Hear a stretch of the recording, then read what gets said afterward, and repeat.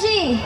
Sa libo-libong mga kabataan na dumadayo sa amot-saring hindi mo maintindihan na dati-rate pinapangarap mo lang na magkaroon ng cellphone o gadgets. Dati-rate ay nag-aabala ka sa lansangan, naglalaro ng patentero, taya-tayaan.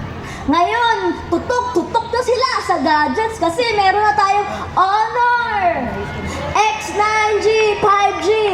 Honor. Ito yung kadahilanan na katuwang mo. Ito yung gadgets na inaasahan mo. May communication ka. At makakapag-interact ka pa ng sunod-sunod.